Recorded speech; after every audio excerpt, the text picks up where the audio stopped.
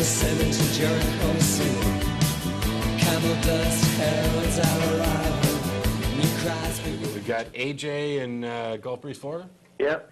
I'm not sure. I think in other states this has happened, but recently in my county, there's been a ruling on religion in school because Pace High, which is near me, had a principal doing prayers before, or prayers in homeroom after they pledge, which outraged some parents. And then they passed this, and now the deal is that anything with Christian in it, like Christian athletes, etc., not allowed.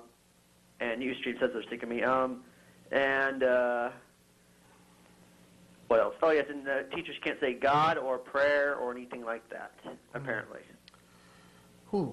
I think we might be making a mistake if they're actually wording things that say you can't mention anything Christian, because now you've targeted a religion. Right. The correct thing... You've gone too far the other direction. Yeah, the correct application is that, and in Illinois, I think it was, where recently the federal court ruled that the moment of silence, as applied there, was a violation of church-state separation as well.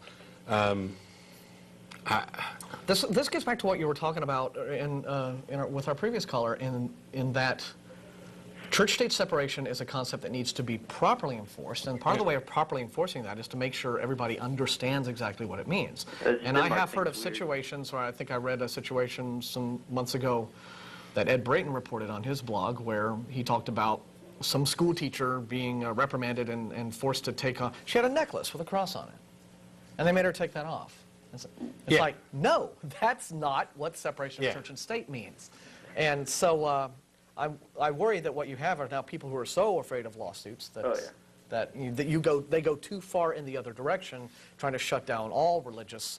I mean, Christian groups like Young Life and FCA, if they want to, it's entirely legal for them to have their meetings on campus after school hours and all that sort of thing. That's never been improper, and so it concerns me when it goes too far the other direction, because then it's just backlash after backlash. And not only that, but you get the kind of narrow-minded reactionaries on, for example, the Christian fundamentalist side, who say, see, I told you those atheists want to take every reference to God out of public life and blah, blah, blah. Yeah, that's another thing I'm worried about. It's silly. What we need to do is make sure that people...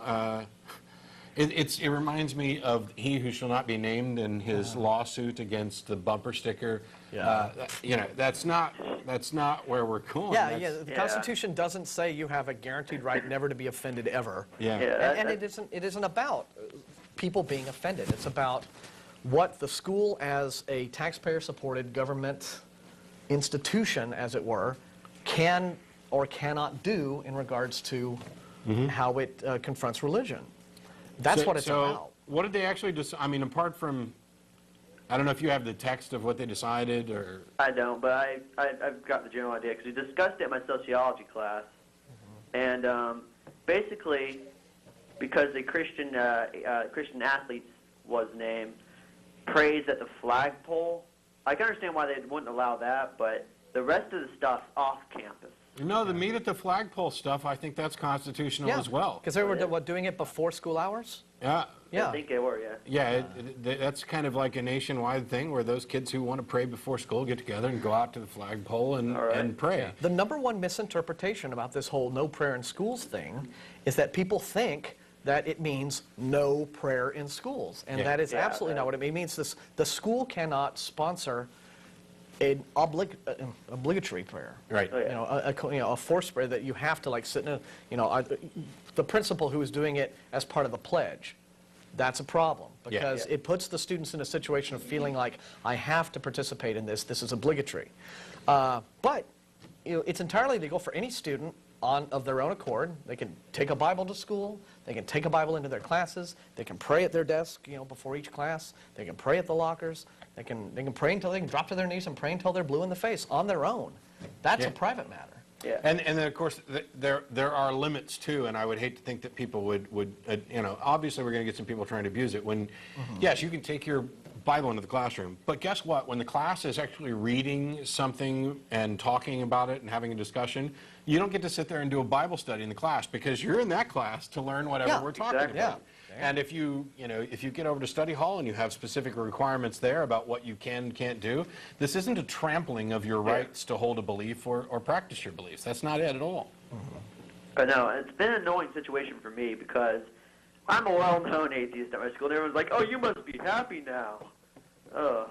Well, and then it's actually an opportunity for you to point out, where you disagree and why Oh you yeah, think I that, do all the time. Yeah. And what that does, hopefully, if enough people actually do it, is it changes the perception that people have. You may never reach enough people to really make big changes, but, as long as people don't have this view that, I hate religion and I hate everything about religion and I'm going to get rid of your religion no matter what it takes me to do it, that's just not what what most rational atheists are trying to do. I'm sure there's somebody out there who would whack happen. jobs and everything.